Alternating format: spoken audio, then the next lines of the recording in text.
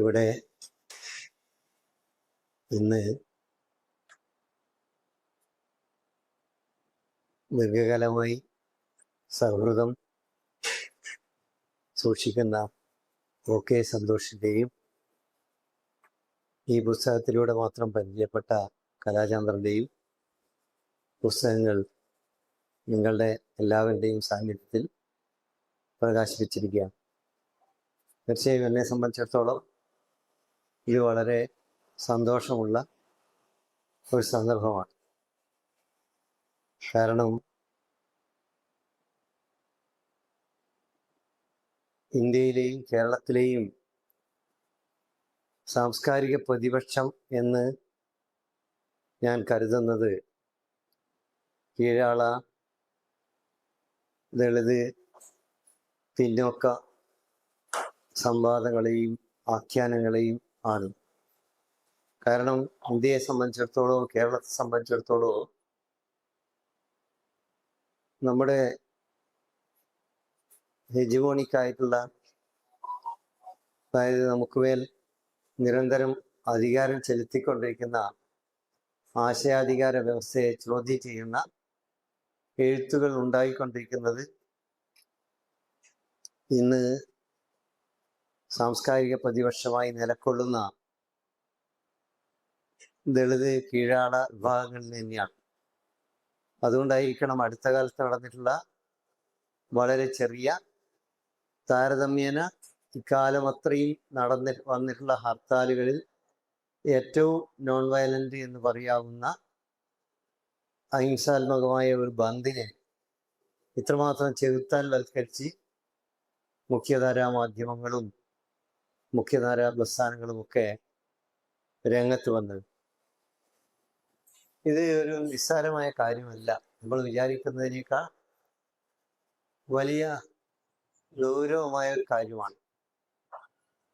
ഈ പുസ്തകങ്ങൾ, ഇതുപോലുള്ള പുസ്തകങ്ങൾ ഈ കാലം ആവശ്യപ്പെടുന്ന രചനകളാണ്. അതുകൊണ്ട് തന്നെ, കാരണം ഈ കാലം ആവശ്യപ്പെടുന്നത് നമ്മൾ ഈ കാലം അത്രയും പഠിച്ചു വെച്ചതും നിരന്തരം പിന്തുടരുന്നതുമായിട്ടുള്ള ആഖ്യാനങ്ങളെ ചോദ്യം ചെയ്യുന്ന ആഖ്യാനങ്ങളാണ്, വ്യവഹാരങ്ങളാണ്. തീർച്ചയായും ഒരു രണ്ടുപേരുടെയും പുസ്തകങ്ങളിൽ നമുക്ക് കാണാൻ കഴിയുന്നത്. ഈ രണ്ട് പുസ്തകങ്ങളിൽ മാത്രമല്ല, ഒരു 15-20 വർഷമായി കേരളത്തിലും ഇന്ത്യയിലും പ്രബലമായിക്കൊണ്ടിരിക്കുന്ന ഈ ഒരു ധാര വാസ്തവത്തിൽ ഇവിടുത്തെ അതീശാധികാര വ്യവസ്ഥയെ പല രീതിയിലും അസ്വസ്ഥപ്പെടുന്നുണ്ട്. അതുകൊണ്ട് തന്നെ നമ്മൾ പ്രതീക്ഷിക്കുന്നതിനേക്കാൾ വലിയ ചെകുത്താൻ വൽക്കരണവും അപരവൽക്കരണവും തീർച്ചയായും മുഖ്യധാരയിൽ നിന്ന് ഉണ്ടാവും. അത് പ്രതീക്ഷിക്കാവുന്നേ ഉള്ളൂ. പക്ഷെ അതുണ്ടാവുമ്പോഴും അതിനെതിരായി നീന്താനുള്ള, നിരന്തരം അതിനെതിരായി പ്രവർത്തിക്കാനുള്ള, ഒഴുക്കിനെതിരായി നീന്തിയാൽ മാത്രമല്ലേ ചരിത്രം മുന്നോട്ട് പോകുള്ളൂ. നമുക്കറിയാവുന്നൊരു കാര്യമാണത്.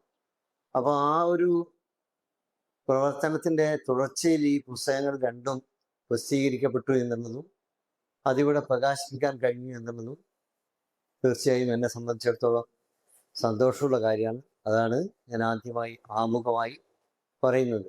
ഈ പുസ്തകങ്ങളിലേക്ക് പോയി കഴിഞ്ഞാൽ ഞാൻ ദീർഘമായി സംസാരിക്കുന്നില്ല. പക്ഷേ ഈ സന്തോഷിൻ്റെ പുസ്തകം തുടങ്ങുന്നത് തമിഴ്നാട്ടിലെ രാഷ്ട്രീയവുമായി ബന്ധപ്പെട്ടും താര പദവിയുമായി ബന്ധപ്പെട്ടുമാണ്. ഇന്ന് ഏറ്റവും പ്രസക്തമായിട്ടുള്ള ഈ കാലഘട്ടം ആവശ്യപ്പെടുന്ന ഒരു വിഷയം എന്ന നിലയിലാണ് ഞാൻ അതിനെ കാണുന്നത്. MS പാണ്ഡ്യൻ്റെ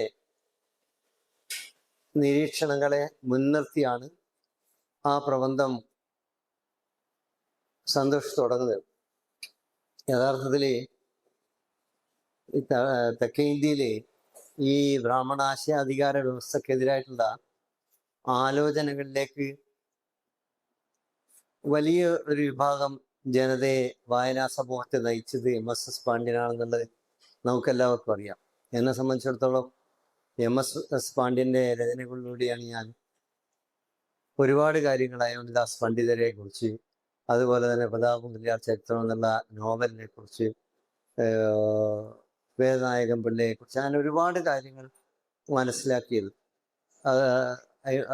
MS പാണ്ഡ്യനും അതുപോലെ തന്നെ പേഴ്സണലായി എന്നെ സംബന്ധിച്ചിടത്തോളം മധുര യൂണിവേഴ്സിറ്റിയിലെ ഡോക്ടർ N മുത്തുമോഹനുമായിരുന്നു ആ ദിശയിലുള്ള അന്വേഷണങ്ങൾക്ക് പ്രചോദനം നൽകിയത്. തീർച്ചയായും സന്തോഷിൻ്റെ ഈ ലേഖനം ഇന്നത്തെ ഒരു കോൺടെസ്റ്റിലെ എലക്ഷൻ കൂടി കഴിഞ്ഞൊരു സാഹചര്യത്തിൽ വളരെ പ്രസക്തമായിട്ടുള്ള ഒരു അന്വേഷണമാണ്. കാരണം ഇപ്പോൾ പഴയതിൽ നിന്നൊക്കെ കാര്യങ്ങൾ മാറിയിരിക്കുകയാണ്. വെറുതെ സോഷ്യൽ മീഡിയ ഉപയോഗിച്ച് അല്ലെങ്കിൽ ഇൻസ്റ്റാഗ്രാം ഉപയോഗിച്ച് തിരഞ്ഞെടുപ്പുകൾ ജയിക്കാൻ പറ്റുന്ന രീതിയിലേക്ക് തമിഴ്നാട്ടിലെ രാഷ്ട്രീയം മാറുമ്പോൾ അത് അങ്ങനെ പെട്ടെന്ന് അങ്ങനെ ഉണ്ടായ ഒരു പ്രതിഭാസം മാത്രമല്ല, അതിനേക്കാൾ ഉപരി അതിനൊരു തുടർച്ചയുണ്ട്. ആ തുടർച്ചയിലേക്കാണ് സന്തോഷിൻ്റെ ലേഖനം വായനക്കാരെ നയിക്കുന്നത്. അതുകൊണ്ട് തീർച്ചയായും നമ്മൾ വിചാരിക്കുന്ന പോലെ തമിഴ്നാട്ടിൽ എന്ത് സംഭവിച്ചോ അതേ രീതിയിൽ കേരളത്തിലോ അല്ലെങ്കിൽ മറ്റൊരു സ്ഥലത്തോ സംഭവിക്കണമെന്നില്ല, ബംഗാളിൽ സംഭവിക്കണമെന്നില്ല. അത് അതിൻ്റെതായിട്ടുള്ള ചരിത്രം കൂടി വളരെ പ്രധാനപ്പെട്ട പങ്ക് വഹിക്കും. അതുകൊണ്ട് ഇത്തരത്തിലുള്ള ലേഖനങ്ങൾ എഴുതുമ്പോൾ ചരിത്രവൽക്കരിക്കുക എന്ന് നമ്മൾ സാധാരണ പറയും. പക്ഷെ ചരിത്രവൽക്കരിക്കുക എന്നുള്ള സിദ്ധാന്തം പറയുന്നതിന് പകരം ചരിത്രവൽക്കരിക്കുക എന്നുള്ള ഒരു സമീപനം ആന്തരവൽക്കരിക്കുകയും അതിൻ്റെ ഒരു പ്രയോഗം ഈ എഴുത്തിൽ പ്രകാശിപ്പിക്കുകയും ചെയ്യാൻ സന്തോഷിനെ കഴിയുന്നുണ്ട്. ഇതിലെ ഈ മുഴുവൻ ലേഖനങ്ങളെക്കുറിച്ചും ഓരോ ലേഖനത്തെക്കുറിച്ചും വിശദമായി സംസാരിക്കാവുന്നതാണ്. പക്ഷെ ഇവിടെ ഇരിക്കുന്ന ആളുകളും അതുപോലെ തന്നെ പുസ്തകം പരിചയപ്പെടുത്താൻ ആളുണ്ടെങ്കിൽ അവരൊക്കെ സംസാരിക്കുന്നുള്ളതുകൊണ്ട് അതിലേക്ക് ഞാൻ പോകുന്നില്ല. ഇതിൽ ഒരു പല ലേഖനങ്ങളും ഇന്നിപ്പോൾ വളരെ പ്രസക്തമായിട്ടുള്ള നമ്മുടെ സമൂഹം നേരിട്ടുകൊണ്ടിരിക്കുന്ന ദൈനംദിന ജീവിതവുമായി ബന്ധപ്പെട്ടുള്ള അപരവൽക്കരണവുമായി ബന്ധപ്പെട്ടുള്ള കീഴാളത്വവുമായി ബന്ധപ്പെട്ടിട്ടുള്ള വളരെ ഗൗരവമായിട്ടുള്ള പ്രശ്നങ്ങളാണ്. സാഹിത്യത്തെ മുൻനിർത്തിയായാലും സാഹിത്യേതരമായിട്ടുള്ള മാധ്യമ സംവാദങ്ങൾ ഉൾപ്പെടെ ഉള്ള വിഷയങ്ങളെ കുറിച്ചായാലും സന്തോഷം മുന്നോട്ട് വെക്കുന്നു. ഞാനിപ്പോൾ അടുത്ത കാലത്ത് അംബേദ്കറെ കുറിച്ചുള്ള ചെറിയ പുസ്തകം പ്രകാശനം ചെയ്യാൻ അവസരം ഉണ്ടായപ്പോൾ, അപ്പോൾ ഈ പുസ്തകം ചെറിയൊരു പുസ്തകമാണ്, ഒരുപക്ഷെ ഒരു വിദ്യാർത്ഥികളൊന്നും വലിയ പഠനമൊന്നും നടത്താൻ അയാൾക്ക് കഴിഞ്ഞിട്ടുണ്ടാവില്ല എന്നൊക്കെ ഉള്ളൊരു വിമർശനം ഇങ്ങനെ ആളുകൾ ഇങ്ങനെ പറയുന്ന ഞാൻ ഇതിന്റെ പ്രകാശനത്തിന് മുമ്പ് കേട്ടതുകൊണ്ട് തന്നെ ഞാൻ അവിടെ പറയുകയുണ്ടായി. എത്രയോ കാലമായി ഒരുപാട് ചപ്പും ചവറും വായിച്ച ആളുകളാണ് നമ്മൾ. ഒരുപാട് വായനകൾ വേസ്റ്റായിപ്പോയി നമുക്ക് ഇപ്പം തിരിച്ചറിയുന്ന ഒരു കാലത്താണ് ഇന്ന് ജീവിക്കുന്നത്. അതുകൊണ്ട് ഇത്തരത്തിലുള്ള ചെറുതും വലുതുമായ ഒട്ടനവധി പുസ്തകങ്ങൾ വരേണ്ടത് ഈ കാലഘട്ടത്തിൻ്റെ ഒരു ആവശ്യമാണ്. കാരണം ഈ കാലം അത്രയും മുക്കിവെച്ച ഒരു ചരിത്രം, മറച്ചു വെച്ച ഒരു ചരിത്രം, മാറ്റിവെച്ച ഒരു ചരിത്രം ഈ പുതിയ വായനകളിലൂടെ ഉയർന്നു വരുന്നുണ്ട്. അപ്പൊ അംബേദ്കർ ബുദ്ധൻ്റെ അമ്മ എന്ന രീതിയിലാണെന്നാണ് എൻ്റെ ഓർമ്മ, അച്ഛനുമായി ഒരു സംവാദം നടക്കുന്നുണ്ട്. അപ്പൊ അച്ഛനോട് ചോദിക്കുകയാണ്, അച്ഛൻ എന്താണ് എന്നിങ്ങനെ രാമായണവും മഹാഭാരതവും നിർബന്ധിച്ച് വായിപ്പിച്ചത്. അപ്പൊ ആദ്യം അച്ഛൻ പറയുന്ന മറുപടി സാധാരണ മിക്കവാറും അച്ഛന്മാരുടെ ഒരു രൂപത്തിൽ, സാധാരണ അച്ഛനെ പോലെയല്ല, റോമൻ പാട്രിയാർക്ക് എന്നാണ് അംബേദ്കർ സ്വന്തം അച്ഛനെ വിശേഷിപ്പിക്കുന്നത്. അതായത് റോമൻ പൗരുഷം കാണിക്കുന്ന രീതിയിലുള്ള അച്ഛനായിരുന്നു. എന്നോട് മാത്രമാണ് അച്ഛൻ കുറച്ചുകൂടി സൗമ്യമായി പെരുമാറിയത് വീട്ടിൽ. അത് പൊതുവെ ആ കാലത്തൊക്കെ അച്ഛന്മാരെങ്ങനെയാണ്, നമ്മളൊക്കെ വീട്ടിലൊക്കെ ആ ഒരു കാലത്തിന്റെ ഒരു പ്രത്യേകതയുണ്ട്. അച്ഛന്മാരെന്ന് പറഞ്ഞാൽ പറയുന്നത് അനുസരിച്ചോളാം. അങ്ങനെ തന്നെയാണ് പറയുന്നത് അംബേദ്കറോട്, ഞാൻ പറയുന്നത് അനുസരിച്ചോളാം, അത് വായിച്ചോളാം. അംബേദ്കർ ഈ ചോദ്യം ചോദിക്കാൻ കാരണം കെലുസ്കറുടെ ബുദ്ധനെ കുറിച്ചുള്ള പുസ്തകം വായിച്ചപ്പോൾ അംബേദ്കർ, ഞാൻ ഈ വായിച്ചതൊന്നും അല്ലാതെ വായിക്കണ്ടേ, ഇനി പുതിയൊരു ലോകത്തെക്കുറിച്ചല്ലേ എനിക്ക് അറിയാനുള്ളത്, എൻ്റെ ലോകത്തെക്കുറിച്ച് വാസ്തവത്തിൽ ഞാൻ അറിയാതെ പോവുകയും മറ്റെന്തെല്ലോ വായിക്കുകയും ചെയ്തല്ലോ എന്ന ഒരു വലിയ കുറ്റബോധവും വലിയ ആത്മനിന്ദയൊക്കെ അനുഭവിച്ചിരുന്നാണ് ഈ ഒരു ചോദ്യം സ്വന്തം അച്ഛനോട് പിതാവിനോട് ചോദിക്കുന്നത്. അപ്പൊ പിന്നെ വീണ്ടും മറ്റൊരു അവസരത്തിൽ ഇതേ ചോദ്യം അച്ഛനോട് ചോദിച്ചു. അപ്പോഴേക്ക് അച്ഛൻ ഒരു മറുപടിയൊക്കെ മനസ്സിൽ തയ്യാറാക്കിയായിരുന്നു. മൂപ്പരങ്ങനെ വിടൂല എന്ന് അച്ഛനും അറിയാം. അച്ഛനെ അറിയാലോ, എൻ്റെ മോൻ ആളത്ര മോശമല്ല എന്നുള്ള അറിയാലോ. അപ്പൊ ഈ കെലുസ്കറെ പരിചയപ്പെടുത്തുന്ന തന്നെ മെട്രിക്കുലേഷൻ ആയിട്ടുള്ള ഒരു സ്വീകരണ പരിപാടിയിലാകും. അപ്പൊ ഈ സ്വീകരണ പരിപാടിക്ക് അച്ഛൻ എതിരായിരുന്നു. കാരണം അത് സതുദ്ദേശപരമായിട്ടാണ്. കാരണം നമ്മൾ ഈ കുട്ടികളെ അമിതമായി ആഘോഷിച്ചു കഴിഞ്ഞാൽ അവർക്ക് വളർച്ചയില്ലാതായി പോകുമെന്നൊരു പേടി ഉണ്ടാവുമല്ലോ. അപ്പൊ ആ അർത്ഥത്തിൽ സത്യസന്ധമായുള്ള ഒരു ഭയമായിരുന്നു അത്. പക്ഷെ എങ്കിലും ആ പരിപാടി ഇവിടെ നടക്കുകയും കെലുസ്കർ അതിൽ പങ്കെടുക്കുകയും കെലുസ്കർ യഥാർത്ഥത്തിൽ അംബേദ്കറെ പരിചയപ്പെടുകയും ആ ഒരു പരിചയമാണ് ഈ ബറോഡയിൽ നിന്ന് സ്കോളർഷിപ്പ് കിട്ടാനും എഫിഷ്യൻ കോളേജിൽ പഠിക്കാനും പിന്നീട് തുടർന്നുള്ള വിദേശ വിദ്യാഭ്യാസത്തിനും ഒക്കെ അവസരം ഉണ്ടാക്കിയിട്ടുള്ളത്. അപ്പൊ അതുകൊണ്ട് ഞാൻ പറഞ്ഞു വരുന്നത്, യഥാർത്ഥത്തിൽ നമ്മൾ വായിക്കേണ്ട പുസ്തകങ്ങൾ, വായിക്കേണ്ട രചനകൾ, വായിച്ച രചനകളുടെ വിമർശനങ്ങൾ, അതിലെ അന്തബിന്ദുക്കൾ, ഇതൊക്കെ കണ്ടെത്തുന്ന ഒരു കാലം വാസ്തവത്തിൽ അംബേദ്കർ തുടങ്ങിയെങ്കിലും ഇപ്പോഴത് അതിൻ്റെ ഒരു വലിയ ഒരു പാരമ്യത്തിലാണ്. അതുകൊണ്ട് തന്നെയാണ് ഇത്ര പെട്ടെന്ന് ഈ ചെറിയൊരു ബന്ധ് അല്ലെങ്കിൽ ചെറിയൊരു ഹർത്താൽ, അതും വളരെ ഭാഗികമായിട്ടൊക്കെ നടന്നാൽ പോലും അതിനോട് ഇത്രമാത്രം അസഹ്യം മുഖ്യധാര പ്രകടിപ്പിക്കുന്നത്. ഈ ഒരു ഉയർച്ച, ഈ ഒരു തള്ളിച്ച, ഈ ഒരു മുന്നോട്ട് വരവ് അതത്ര അങ്ങ് പിടിക്കുന്നില്ല, അതത്ര അങ്ങ് സ്വീകാര്യമാകുന്നില്ല. നമുക്കറിയാലോ, ഈ VP സിംഗിന്റെ മണ്ഡൽ കമ്മീഷൻ റിപ്പോർട്ട് അവതരിപ്പിച്ചപ്പോഴാണ് ഇന്ത്യ മുഴുവൻ സംവരണ വിരുദ്ധ സമരം നടന്നത്. സംവരണത്തിന് വേണ്ടി സമരം നടക്കുന്നത് നമുക്ക് ആലോചിക്കാം. പക്ഷെ സംവരണ വിരുദ്ധ സമരം, അതിന്റെ സംഘടനയുടെ പേര് വിമോചന സമരം എന്ന് പറയുന്നില്ല. വിമോചന സമരം എന്ന് പറയുന്നത് വാസ്തവത്തിൽ വിമോചനത്തിനെതിരായ സമരമായിരുന്നു. അതുപോലെ ഇതിന് യൂത്ത് ഫോർ ഇക്വാലിറ്റി എന്ന സംഘടനയായിരുന്നു അന്ന് ആ സമരം നടത്തി. ഒരുപാട് കോളേജുകളിൽ, ഒരുപാട് യൂണിവേഴ്സിറ്റികളിൽ, ഒരുപാട് IIMകളിൽ, മെഡിക്കൽ കോളേജുകളിലൊക്കെ യൂത്ത് ഫോർ ഇക്വാലിറ്റിയുടെ സമരം നടക്കുകയാണ്. മണിപ്പാൽ യൂണിവേഴ്സിറ്റിയിലെ എൻ്റെ ഒരു സുഹൃത്ത്, പിന്നെ ഞങ്ങൾക്കൊക്കെ അറിയുന്ന സുഹൃത്താണ്, പേര് പറഞ്ഞാലും കുഴപ്പമില്ല, ഡോക്ടർ ഔസാഫ് അവിടെ പഠിപ്പിക്കുന്ന ഒരു കാലമായിരുന്നു. അപ്പോൾ ഈ പ്രൈവറ്റ് കോളേജാണല്ലോ, പൈസ ഒക്കെ വാങ്ങി പഠിപ്പിക്കുന്നത്. ഇപ്പം അഞ്ചരക്കണ്ടി കോളേജ് കൊണ്ട് പറഞ്ഞ പോലെ ആ രീതിയിലുള്ള ഒരു കോളേജാണ്. അപ്പം അപ്പോൾ അവിടെ ഒരു വിദ്യാർത്ഥി ഈ സമരത്തിനൊക്കെ പോയിട്ട് വളരെ ആവേശത്തിലും വികാരത്തിലും ഒക്കെ ഓടി വന്നപ്പോൾ മാഷ് കാണുന്നുണ്ട്. അപ്പം മാഷ് ചോദിച്ചു, എവിടെ പോയതാ, എന്താണ് ഇങ്ങനെ? അതെ, ഞാൻ സമരത്തിന് പോയതാണ്. എന്തിനാ സമരം? അതിങ്ങനെ ഈ സംവരണത്തിനെതിരായിട്ടാണ്. അപ്പൊ സംവരണം എന്താണ്, എന്തിനാണ് നീ എതിർക്കുന്നത് ഈ സംവരണത്തിന്? അത് മെറിറ്റുള്ള ആളുകളല്ലേ വരേണ്ടത്, ക്വാളിറ്റി ഉള്ള. ഈ സംവരണം എന്ന് പറഞ്ഞാൽ അതെല്ലാം ഇല്ലാതാക്കൂലേ? അപ്പൊ ഇവിടെ ആളുകളുടെ പൈസ കൊടുത്തല്ലേ പഠിക്കുന്നത് എന്ന് ഡോക്ടർ ചോദിച്ചു ഈ സ്റ്റുഡൻറ്റിനോട്. അപ്പൊ പൈസ കൊടുത്ത് പഠിക്കുന്ന ആളുകളുടെ പൈസ നോക്കിയല്ലേ ഇവിടെ അഡ്മിറ്റ് ചെയ്യുന്നത്. അപ്പം നീ തന്നെയാണോ ഈ പറയുന്നതെന്ന് രീതി ചോദിച്ചു. അവ സ്വാഭാവികമായിട്ടും ആ സ്റ്റുഡൻറ്റിനെ പിടിച്ചിട്ടുണ്ടാവില്ല. അപ്പൊ ഞാൻ പറയുന്നത് വളരെ കൃത്രിമമായിട്ടുള്ള, വളരെ വ്യാജമായിട്ടുള്ള ആർഗ്യുമെന്റുകൾ മുന്നോട്ട് വെച്ചുകൊണ്ടാണ് എപ്പോഴും ഈ തരത്തിലുള്ള കാര്യങ്ങളെ നേരിടാൻ ഈ പറയുന്ന സവർണ പ്രാമാണ്യം ശ്രമിച്ചുകൊണ്ടിരിക്കുന്നത്. ഇപ്പോ നമ്മുടെ മത്സരം ബാദുശ്ശേരിയിലെ താൻ എന്ന് പറയുന്ന ചെറിയ കഥ, നിങ്ങൾ വായിച്ചില്ലേ? വായിക്കേണ്ട ഒരു കഥയാണ്, ചെറിയ കഥയാണ് താൻ എന്നുള്ളത്. വളരെ സിമ്പിളാണ്, വളരെ സുതാര്യമാണ്. ഒന്നുമില്ല, വിഷ്ണു ഒരു വീട്ടിൽ പണിക്ക് വരുന്നതാണ് ഈ വാഴക്ക് തളയെടുക്കാൻ വേണ്ടി, കുഴിയെടുക്കാൻ വേണ്ടി. അപ്പോൾ ഈ വീട്ടുകാരനായിട്ടുള്ള ആള് ഒരു ചെറുകിട ഭൂമി ഒക്കെ ഉള്ള ആളായിരിക്കും, വലിയ പണക്കാരനൊന്നും നടത്തില്ല. അയാൾ അവിടെ വന്ന് ഈ സ്വാഭാവികമായിട്ട് ഇവിടെ കുഴിക്കുന്നാൽ പറയുന്നു, താൻ അവിടെയാണ് ചെയ്യേണ്ടത്, താൻ ഇവിടെയാണ് വേണ്ടത് 2-3 പ്രാവശ്യം പറഞ്ഞു. അപ്പൊ പിന്നെ ഈ പണിക്ക് വന്ന ആള് തിരിച്ചു ചോദിച്ചു, താൻ എന്താ പറഞ്ഞു, അവിടെ എന്ത് ചെയ്യണമെന്നാ പറഞ്ഞിരുന്നെന്ന് ചോദിച്ചു. അപ്പൊ ഇയാൾ വല്ലാതെ അസ്വസ്ഥായി. അപ്പോ ആ കുടി അസ്വസ്ഥായി നോക്കുകയും ബേജാറാവുകയും ഇവനെന്താ എന്നോട് ഇങ്ങനെ പറഞ്ഞെന്നുള്ള മൊത്തത്തിൽ. അപ്പൊ പിന്നെ കുറച്ച് സമയം ക്ഷമിച്ചൊക്കെ നിന്ന്, കുറച്ച് കഴിഞ്ഞപ്പോൾ വീണ്ടും എന്തോ ഇങ്ങനെ പറഞ്ഞപ്പോൾ വീണ്ടും അയാൾ താന് പറഞ്ഞ് എനിക്ക് മനസ്സിലായില്ല, എന്താന്ന് വീണ്ടും ചോദിച്ചു. അപ്പൊ ഇയാൾ ചോദിച്ചു, എന്നെ മനസ്സിലായില്ല, ഞാൻ ആരാന്ന് മനസ്സിലായില്ലേ? മനസ്സിലായി. ആരായിരുന്നു? ഞാൻ കൃഷ്ണൻ, ഞാൻ പിന്നെ ശങ്കരൻ നായരല്ലേ എന്ന് പറയും. ശങ്കരൻ നായർ, അതിനെന്താ തെളിവെന്ന് ചോദിച്ചു. അപ്പൊ എന്താ തെളിവെന്ന് ചോദിച്ചപ്പോ മൂപ്പര് പറഞ്ഞു, ഇങ്ങനെ തെളിവ് ആധാർ കാർഡ് ഉണ്ട്, അതുപോലെ SLC ബുക്ക് ഉണ്ട്, അങ്ങനെ പല പാൻ കാർഡ് ഉണ്ട്, ഇതൊക്കെ പറഞ്ഞു. അതൊക്കെ ഒരു വെള്ളപ്പൊക്കം വന്നു കഴിഞ്ഞാൽ വലിച്ചു പോയില്ലേ, എത്ര ആൾ വലിച്ചു പോയി. എന്തെങ്കിലും അതല്ലാത്ത തെളിവ് എന്തെങ്കിലും ഉണ്ടേ പറഞ്ഞു. അപ്പൊ ഇയാൾ ആ കൂടി പിന്നെയും ബേജാറായി. അപ്പൊ ഇയാളിങ്ങനെ നോക്കി, ഇവൻ പാഴക്കാണ് തടെടുക്കുന്നെങ്കിലും കുഴി കുറച്ച് വലിപ്പമുണ്ട്, ഒരാള് വേണമെങ്കിൽ കുഴിച്ചിടാൻ പറ്റുന്ന രീതിയിലേക്ക് കുഴി ഇങ്ങനെ താണു പോവാണ്. അപ്പൊ ഇയാൾ കുറച്ച് ബേജാറായി. അപ്പൊ വിചാരിച്ചു, ഇവനെ ഇങ്ങനെ നേരിട്ടുകൊണ്ട് കാര്യമില്ല, ഇവനൊന്ന് സാംസ്കാരികമായി നേരിടാം എന്ന് വിചാരിച്ചു. പെട്ടെന്ന് എല്ലാ വിഷ്ണു എന്ന് വിളിച്ചു. എല്ലാ വിഷ്ണു, നമ്മൾ ബഹുമാനിക്കണ്ടേ പ്രായത്തിന്, ഞാൻ എന്നേക്കാൾ എത്ര പ്രായം അധികം ആളാ. ഓ, അപ്പൊ എന്റെ പേരറിയാല്ലേ എന്ന് ചോദിച്ചു വിഷ്ണു. അപ്പൊ ഇയാളൊന്ന് ചിരിച്ചു. ആ, ശരിയാണ് പറഞ്ഞത്, പ്രായത്തെ ബഹുമാനിക്കണ്ടേ ഞാൻ. പക്ഷെ എൻ്റെ അച്ഛന് തന്നേക്കാൾ പ്രായം ഉണ്ടായിരുന്നല്ലോ, എൻ്റെ അച്ചാച്ചനും തന്നേക്കാൾ പ്രായം ഉണ്ടായിരുന്നല്ലോ, അവരൊക്കെ താൻ നല്ലേ വിളിച്ചുകൊണ്ടിരുന്നത്. മാത്രമല്ല അതിനേക്കാൾ മോശമായ പല വാക്കുകൾ വിളിച്ചല്ലോ, അതിപ്പോൾ ഞാൻ ഇവിടെ പറയുന്നില്ല എന്ന് കൂടി പറഞ്ഞു.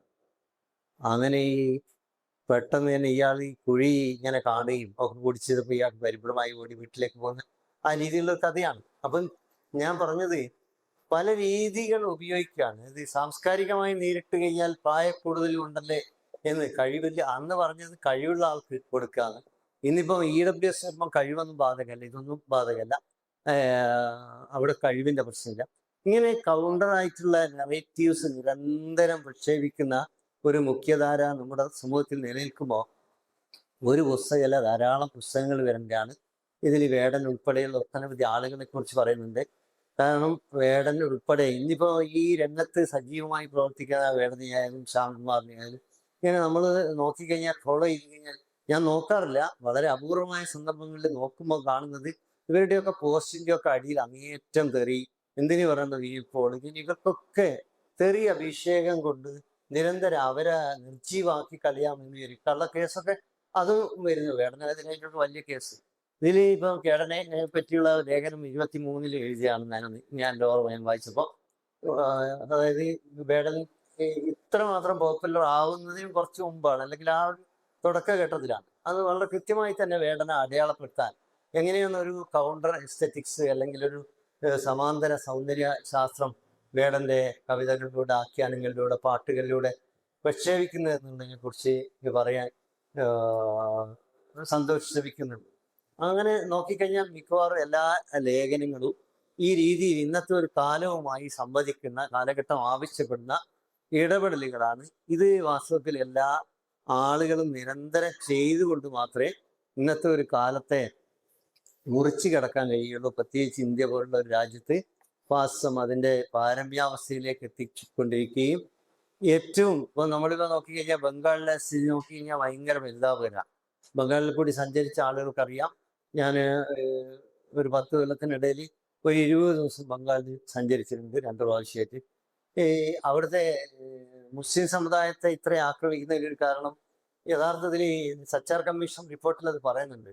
ദളിതുകളെക്കാൾ പിന്നോക്കമാണ് ഉത്തരേന്ത്യയിലെയും അതുപോലെ കിഴക്കൻ പ്രദേശങ്ങളിലെയും ചില സംസ്ഥാനങ്ങളിലെ മുസ്ലിങ്ങളുടെ ജീവിതാവസ്ഥ. അത് നമുക്ക് നേരിട്ട് അവിടെ പോയി കഴിയുമ്പോൾ മനസ്സിലാവും. ഞാൻ അവിടുത്തെ ട്രൈബൽ കോളനിയിൽ ഉൾപ്പെടെ, ട്രൈബൽ കോളനിയിലൊക്കെ മാറ്റമൊക്കെ ഉണ്ട് കേട്ടോ, ഒരു മാറ്റവും ഇല്ല. ട്രൈബൽ കോളനിയിൽ ഞാൻ പോകാൻ കാരണം തന്നെ അവിടുത്തെ അവിടെ നിന്ന് പഠിച്ച് ഫിലോസഫി ഒക്കെ പഠിച്ച് PhD ഒക്കെ എടുത്ത ഒരാളുടെ ഒരു വീട് അതിനകത്തുള്ളുണ്ട്.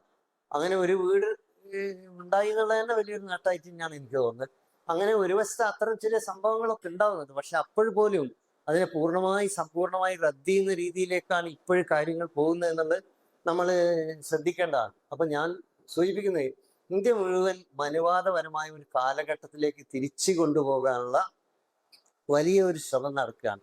അപ്പൊ യഥാർത്ഥത്തിൽ വർഗസമരം എന്നുള്ളത് തന്നെയാണ് അതിന്റെ ശരിയായ നിർവചനത്തിൽ നമ്മൾ നോക്കിക്കഴിഞ്ഞാൽ, ഇന്ത്യയിലെ അധീശത്വ ശക്തികളോടും അധീശ പ്രത്യയശാസ്ത്രത്തോടും ഏറ്റുമുട്ടുക എന്ന് പറഞ്ഞാൽ ആശയരംഗത്ത് അടക്കേണ്ട വർഗസമരമാണ്, ക്ലാസ് സ്ട്രഗിൾ തന്നെയാണ്.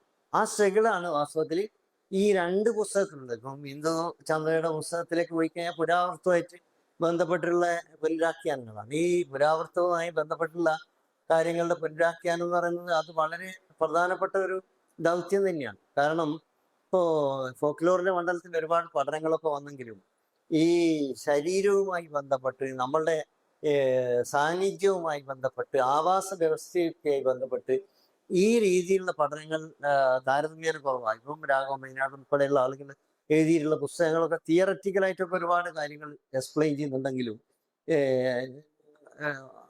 അത് ഒരു കാലത്തിൻ്റെ കൂടി പരിമിതിയായിരിക്കും. കാരണം ഒരുപക്ഷെ അവരൊക്കെ ഈ ലെവി സ്ട്രോസ് ഇതുപോലുള്ള സിദ്ധാന്തമൊക്കെ അതേപടി അപ്ലൈ ചെയ്തിട്ട് അത്തരം പിഴവുകൾ അല്ലെങ്കിൽ അത്തരം കുറവുകൾ ആ കാലത്ത് എഴുതിയിട്ടുള്ള എല്ലാ ആളുകളുടെയും എഴുത്തിൽ ഉണ്ടായിട്ടുണ്ടാവും. അപ്പൊ ഞാൻ ഉൾപ്പെടെയുള്ള ആളുകൾ തന്നെയാണ് പറഞ്ഞത്. പക്ഷെ അത് മറികടക്കുന്ന രീതിയിലാണ് ഇന്നിപ്പോ കീഴാള ലളിത് ആവിഷ്കാരങ്ങൾ വരുന്നത്. അപ്പോൾ ഇതിൽ നോക്കിക്കഴിഞ്ഞാൽ ആ രീതിയിലുള്ള ഒരു സംഭവം നമുക്ക് കാണാൻ പറ്റും. കാരണം വലിയ സമുദായം എന്നുള്ളത് തന്നെ എങ്ങനെയാണ് പ്രതിദാനം ചെയ്യപ്പെടുന്നത്, ഈ വ്യാഖ്യാനങ്ങളിലൊക്കെ എങ്ങനെയാണ് എന്നുള്ളത്. ഇതിന് സമാനമായിട്ടുള്ള മറ്റൊരു പഠനം മുണ്ടിയാടി ദാമോദരന്റെ അടുത്ത കാലത്ത് വായിക്കാൻ എനിക്ക് അവസരം ഉണ്ടായി. വളരെ മുമ്പ് വന്നൊരു എഡിഷൻ, അത് വളരെ വളരെ മുമ്പ് വന്നതാണ്. ഈ തോറ്റങ്ങളെ സംബന്ധിച്ചാണ്. അഞ്ചടി തോറ്റങ്ങളുടെ മറ്റാണ് അതിൽ ആ തോറ്റങ്ങളെ അദ്ദേഹം വിശദീകരിച്ചിട്ടുണ്ട്. അപ്പൊ ഈ 5 അടി തോറ്റങ്ങളെ മുൻനിർത്തി അയാൾ പറയുന്നത്, പിന്നെ ഈ ഒരു പ്രത്യേക സമുദായത്തെ കുറിച്ച് തന്നെയാണ്. ഒരുപക്ഷെ അയാൾക്ക് പോലും ഞാനിപ്പോ മനസ്സിലാക്കിയെടുത്തോളം ഈ പുസ്തകം എൻ്റെ അടുത്ത് എത്തിപ്പെടാനുള്ള ഒരു കാരണം എൻ്റെ ഒരു ആത്മകഥ അയാൾ വായിക്കാനിടയായപ്പോ, അല്ലെങ്കിൽ ഈ ആളുകളെ പരസ്പരം മനസ്സിലാവുന്നില്ല. നമ്മളങ്ങനെയല്ലോ, ഈ തോട്ട് പ്രോസസ് ഷെയർ ചെയ്യാത്ത ആൾക്ക് കൊടുത്തിട്ട് കാര്യമില്ലല്ലോ. അപ്പൊ അയാൾ തന്നെ ഈ പുസ്തകം വായിച്ച് എൻ്റെ അടുത്ത് വരികയാണ്. എനിക്ക് വലിയ എന്നേക്കാൾ പ്രായമുള്ള ആളാണ് കേട്ടോ. എനിക്ക് തന്നെ വലിയ വിഷമമായി. ഞാൻ പറഞ്ഞു വരണ്ട, പറഞ്ഞാൽ എവിടെയാണെന്ന് വെച്ചാൽ ഞാൻ വരാമെന്നൊക്കെ പറഞ്ഞു. എന്തിനാന്ന് എനിക്ക് കൃത്യം അറിയില്ലല്ലോ. പക്ഷെ ഈ പുസ്തകം വായിച്ചപ്പോ, പക്ഷെ ഇത്തരത്തിലുള്ള പുസ്തകങ്ങൾ, ഇത്തരത്തിലുള്ള രചനകൾ അവഗണിക്കപ്പെടുകയാണ്. കാരണം അത് മുഖ്യധാരയിലേക്ക് എത്തില്ല. അത് പലപ്പോഴും ഈ ഇതുപോലുള്ള ചെറിയ സാഹസികളിലോ ചെറിയ വിപണികളിലോ എത്തിപ്പെടും. പക്ഷെ അതിനെ മറികടക്കാൻ ഒരുപാട് ചെറിയ വിപണികളും ഒരുപാട് ചെറു സംഘങ്ങളും രൂപപ്പെടുക എന്നുള്ളതാണ്. അത് നേരത്തെ പാശ്ചാത്യ സാഹചര്യത്തിലാണെങ്കിലും പട്ടിക് ജെയിംസ് എന്നൊക്കെ പറയുന്ന ഒരു പ്രധാന കാര്യം അതാണ്. ഇനിയിപ്പം വലിയ വ്യവസായശാലയിൽ നിന്ന് ഒന്നിച്ച് തൊഴിലാളികൾ ഇറങ്ങി വന്ന് സമരം ചെയ്യുന്ന ഒരു കാലം അവസാനിച്ചു എന്നുള്ളത് സമരങ്ങൾ അവസാനിക്കുന്നില്ല, അവസാനിക്കേണ്ടതില്ല. കാരണം ചെറു സംഘങ്ങൾ സ്വാഭാവികമായിട്ട് ഉണ്ടാവുകയും അതൊരു കൗണ്ടർ നെറേറ്റീവായി വളരുക, അങ്ങനെ വളർന്നിട്ടുണ്ട് കേട്ടോ. അതിൻ്റെ ഒരു സംഭവം തന്നെയാണ് നമ്മളിപ്പോ കേരളത്തിൽ കാണുന്നത്. പക്ഷെ നമ്മൾ ആലോചിക്കേണ്ട ഒരു കാര്യം, ഈ നിതിൻ രാജ് മരണപ്പെട്ടിട്ട് അല്ലെങ്കിൽ ആത്മഹത്യ ചെയ്തിട്ട് അല്ലെങ്കിൽ കൊല ചെയ്യപ്പെട്ടിട്ട് ഈ ഏതാണ്ട് ഒരു മാസത്തോളം ആയിട്ടും അതിന്റെ മുഖ്യ പ്രതിയെ ഇന്ന് വരെയും അറസ്റ്റ് ചെയ്തിട്ടില്ലെന്നാണ് ഞാൻ മനസ്സിലാക്കുന്നത്. അപ്പൊ എത്രമാത്രം ധാർഷ്ട്യമുള്ള ഒരു നിലപാടാണ് ഈ നമ്മുടെ അധികാരികളുടെ ഭാഗത്തു നിന്ന്, പോലീസിന്റെ ഭാഗത്തു നിന്നൊക്കെ ഉണ്ടാവുന്നത്. എത്ര കുട്ടികൾ ഇനി ശിക്ഷിക്കപ്പെടും? കാരണം ഇതിൽ സത്യം വിളിച്ചു പറഞ്ഞ കുറെ കുട്ടികളുണ്ടല്ലോ. അവരൊക്കെ ആ കോളേജിൽ ഇനി അനുഭവിക്കാൻ പോകുന്ന ദുരന്തം എന്തായിരിക്കും, എന്തുമാത്രം പീഡനമായിരിക്കും, പ്രത്യേകിച്ച് ഇതുപോലുള്ള പ്രൊഫഷണൽ കോഴ്സുകളാകും. അവൻ വലിയ പ്രശ്നമാണ്. അപ്പം നമ്മൾ വിചാരിക്കുന്നതല്ല. ഇപ്പൊ എൻ്റെ ഡിപ്പാർട്ട്മെന്റ് ഞാൻ നേരിട്ട് സാക്ഷ്യം വഹിച്ച ഒരു സംഭവം കുറെ കൊല്ലങ്ങൾക്ക് മുമ്പ്, ഞാൻ ജസ്റ്റ് യൂണിവേഴ്സിറ്റി ജോയിൻ ചെയ്ത ഒരു സമയത്താണ്. അപ്പൊ ഇന്റേണൽ അസസ്മെന്റ് ഉണ്ട്. അപ്പൊ ഇന്റേണൽ അസസ്മെന്റ് ഇങ്ങനെ വളരെ മാർക്ക് കുറഞ്ഞ ഒരു വിദ്യാർത്ഥി ഈ അത് കൊടുത്ത അധ്യാപകനോട്, എനിക്കൊക്കെ അങ്ങനെ കുറഞ്ഞ അനുഭവം ഉണ്ടായിട്ടുണ്ട്. അത് വേറെ, അത് ഇതുപോലെ എല്ലാം മറ്റു ചില കാര്യങ്ങൾ. ഞാൻ ഈ ക്ലാസ്സിൽ വല്ലാതെ ഇരിക്കില്ലായിരുന്നു. അത് എൻ്റെ ഭാഗത്ത് കുറ്റമുള്ളതുകൊണ്ട് അതിനെ അധ്യാപനം മാത്രം കുറ്റപ്പെടുത്താൻ പറ്റില്ല. അപ്പോൾ യഥാർത്ഥത്തില് ഈ വിദ്യാർത്ഥി അങ്ങനെ ഒന്നുമല്ല. അപ്പൊ അവൻ പോയി ചോദിച്ചു ആ മാഷോട്. അവരൊക്കെ ഇപ്പം പെൻഷനൊക്കെ ആയി പോയി ട്ടുള്ള ആളുകളാണ്. പക്ഷെ എന്നാലും ഇത് നമുക്ക് ഒരു ചിന്തിക്കാനുള്ള ഒരു ദിശ നൽകുന്നതുകൊണ്ട് പറയാണ്. അധ്യാപകനോട് പോയി ചോദിച്ചു, മാഷെ എനിക്കിങ്ങനെ മാർക്ക് കുറവ്. പൊതുവെ മാർക്ക് ആ രീതിയിൽ അത്ര നിങ്ങളുടെ പെർഫോമൻസ് ഉണ്ടോന്ന് എന്തോ പറഞ്ഞ ആദ്യം. അപ്പൊ ഇയാൾ ചോദിച്ചു, ഇന്നേ കുട്ടിക്ക് നല്ല മാർക്ക് ഉണ്ടല്ലോ എന്ന് ചോദിച്ചു. അപ്പൊ കുട്ടികളുടെ പേരൊന്നും ഇപ്പൊ ഞാൻ അങ്ങനെ കൃത്യമായി ഓർക്കുന്നില്ല. ഈ പറഞ്ഞ കുട്ടിയുടെ വേഗമായിട്ട് ഓർക്കുന്നുണ്ട്. എന്നാൽ വേഗമായിട്ടുള്ള പേരുകൾ പറഞ്ഞത് ശരിയല്ല. ആളെ മാറിപ്പോയിട്ടുണ്ടെങ്കിൽ ഇതാണോ, അത്രയും കൊല്ലം മുമ്പുള്ളതാണ്. പക്ഷെ എപ്പോഴും ഇത് നടന്നുകൊണ്ടിരിക്കാന്നാണ് പറഞ്ഞത്. അപ്പൊ ഇവൻ ചോദിച്ചു, ആ കുട്ടിക്ക് മാർക്ക് ഉണ്ടല്ലോ. അപ്പൊ ഉടനെ ഈ അധ്യാപകൻ പറഞ്ഞു, നിനക്കതിന് സംവരണം ഉണ്ടല്ലോ, നിനക്കിപ്പോ ഇത് കിട്ടാൻ എംഫിലിനോ PhD കിട്ടാൻ സംവരണം ഉണ്ടല്ലോ എന്നാ. അപ്പൊ അതുകൊണ്ട് നിനക്ക് മാർക്ക് കുറച്ചാൽ പ്രശ്നമില്ല, അവന് അല്ലെങ്കിൽ അവൾക്ക് കൂട്ടിയാലും പ്രശ്നമില്ല എന്ന രീതിയിൽ. അപ്പോൾ ഒരു കോളേജ് അധ്യാപകന്റെ, യൂണിവേഴ്സിറ്റി അധ്യാപകന്റെ, മെഡിക്കൽ പ്രൊഫഷണലായി ജോലി ചെയ്യുന്ന ആളുകളുടെ ഒക്കെ നിലവാരം ഇത്രയാണെങ്കിൽ നമ്മൾ വിചാരിക്കുന്നതിനേക്കാൾ അങ്ങേയറ്റം സംഗീതവും സ്വാർത്ഥവും നെപ്പോട്ടിസ്റ്റിക്കും ഒക്കെ ആയിട്ടുള്ള ഒരു മണ്ഡലത്തിലാണ് ഇപ്പോഴും ഈ പറയുന്ന സവർണ ബ്രാഹ്മണ്യ അധികാര വ്യവസ്ഥ പ്രവർത്തിക്കുന്നത്. അത് തീർച്ചയായും വളരെ ഗൗരവമുള്ള. ഇപ്പൊ അംബേദ്കർക്ക് തന്നെ വിദേശത്ത് പോയ അതിന് ശേഷം മാത്രമാണ് സൗഹൃദാത്മകമായ ഒരു അന്തരീക്ഷം ഉണ്ടായിട്ടുള്ളത് എന്ന് വളരെ കൃത്യമായിട്ട് തന്നെ പല രചനകളിലും അദ്ദേഹത്തിന്റെ ബയോഗ്രാഫേഴ്സ് തന്നെ രേഖപ്പെടുത്തിയിട്ടുണ്ട്. കാരണം ഇവിടെ ഒരിക്കലും അയാൾ തൃപ്തിയോടുകൂടി അധ്യാപകരുടെ പെരുമാറ്റമോ, എഫിഷ്യൻ കോളേജിൽ ഉണ്ടായ നന്നായി പെരുമാറിയ ഒരു അധ്യാപകൻ പേർഷ്യക്കാരനായിരുന്നു, ഇന്ത്യക്കാരനല്ല. ഈ ഇന്ത്യയിൽ ജോലി ചെയ്യുമ്പോൾ, ഇന്ത്യയിൽ പഠിക്കുമ്പോൾ ഇവിടുന്നും കുറച്ച് നന്നായി പെരുമാറിയത് ഇന്ത്യക്ക് പുറത്തുള്ള ആളാണ്. കാരണം അവർക്ക് ജാതി വ്യവസ്ഥ അറിയാത്തതുകൊണ്ട്.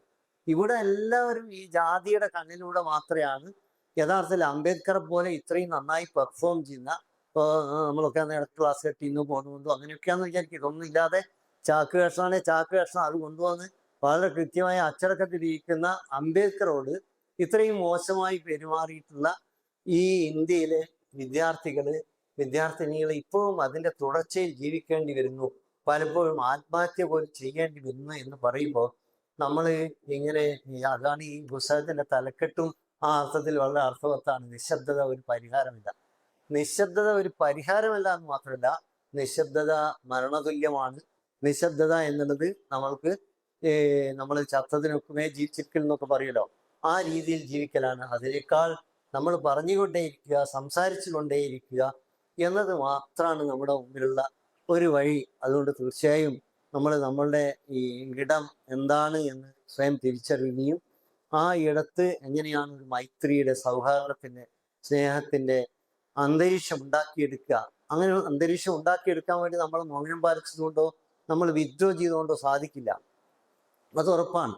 അങ്ങനെ വിത്ഡ്രോ ചെയ്തവരെല്ലാം കൂടുതൽ കൂടുതൽ പാതാളത്തിലേക്ക് ചവിട്ടി താഴ്ത്തപ്പെടുക മാത്രമാണ് ചെയ്യുന്നത്. അങ്ങനെ വിത്ഡ്രോ ചെയ്ത് മൗനം പാലിച്ചു കഴിഞ്ഞാൽ നമുക്ക് മാർക്ക് കിട്ടില്ല എന്ന് മാത്രമല്ല, നമ്മുടെ വരാൻ പോകുന്ന തലമുറക്കും ജീവിക്കാൻ കഴിയാത്ത ഒരു ആവാസ വ്യവസ്ഥയായി നമ്മുടെ സംസ്ഥാനവും നമ്മുടെ ദേശവും ഒക്കെ മാറിപ്പോകും. അതുകൊണ്ട് നമ്മൾ നിരന്തരം സംസാരിച്ചു കൊണ്ടിരിക്കുക, നിരന്തരം എഴുതിക്കൊണ്ടിരിക്കുക. നമുക്ക് കിട്ടുന്ന വേദികളൊക്കെ പരമാവധി ഈ രീതിയിൽ ആശയ പ്രചാരണത്തിന് വേണ്ടി തന്നെ വളരെ കൃത്യമായി തന്നെ അതീശാധികാര വ്യവസ്ഥയെ ചോദ്യം ചെയ്തുകൊണ്ട്, വിചാരണ ചെയ്തുകൊണ്ട് മുന്നോട്ട് പോകാൻ വേണ്ടി തന്നെ ഉപയോഗപ്പെടുത്തുക എന്ന് മാത്രമാണ് ഈ സമയത്ത് പറയാനുള്ളത്. ധാരാളം സംസാരിക്കാൻ ഇനിയും ഉണ്ടെങ്കിലും ധാരാളം ആളുകളും സംസാരിക്കാനുണ്ട് എന്നുള്ളതുകൊണ്ടും, ഇവിടെ നേരത്തെ സൂചിപ്പിച്ച പോലെ ഇവിടെ പങ്കെടുക്കുന്ന നിങ്ങളിൽ നിന്നും ഇതിലൊക്കെയുള്ള ഇടപെടൽ പ്രതീക്ഷിക്കുമോ എന്നുള്ളത് കൊണ്ടും ഞാൻ എൻ്റെ വാക്കുകൾ ഉപസംഹരിക്കുകയാണ്. രണ്ട് എഴുത്തുകാർക്കും എല്ലാവിധത്തിലുള്ള ആശംസകളും അർപ്പിച്ചുകൊണ്ട് ഈ പുസ്തകം എല്ലാവരും വാങ്ങി വായിച്ച് അതിൻ്റെ പ്രചരണങ്ങൾ സാമൂഹ്യ മാധ്യമങ്ങളിലും മറ്റ് സ്ഥലങ്ങളിലും ഒക്കെ നടത്തണമെന്ന് കൂടി അഭ്യർത്ഥിച്ചുകൊണ്ട് എൻ്റെ വാക്കുകൾ ഉപസംഹരിക്കുകയാണ്.